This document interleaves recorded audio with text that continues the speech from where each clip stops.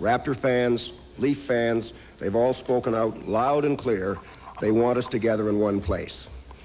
It is for that reason I've decided to step aside in order to ensure both teams have the economic means to compete successfully.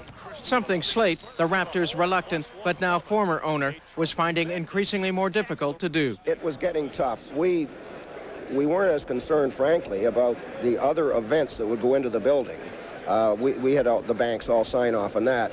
It was the dropping Canadian dollar and the escalating salary demands that, you know, Damon was requesting, for example, 25 million Canadian dollars a year. I think that we'll have the financial wherewithal to go out and spend money to attract players, to have the facilities and other programs needed to develop a championship basketball program. And that's what's encouraging. But whether it's encouraging enough for Damon STOUDAMIRE to remain a Raptor remains to be seen. The closing is going to happen at the end of February, so that is past the trading deadline. So really it's GLEN that's going to be making the decision on that. Damon's situation is that we need to have a commitment from him to this franchise if we're going to go beyond the trade deadline, and if this changes it, that would be, you know, his decision.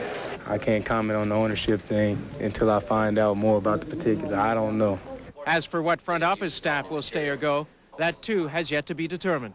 We haven't decided that yet, Rob.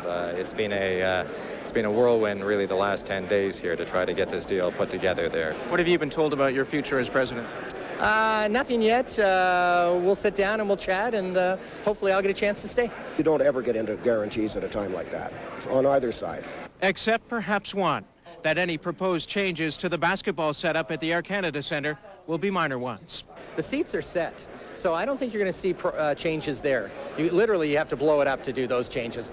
We'll add more suites. There'll be a media gondola hung in the ceiling because we've already strengthened the roof in anticipation of that.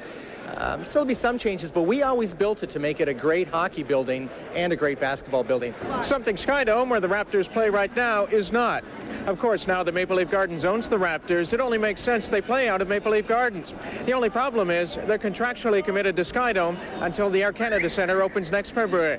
But given the Leafs' penchant for wheeling and dealing of late, anticipate a change in that regard as well. At the Dome, I'm Rob Sinclair for Sportsline.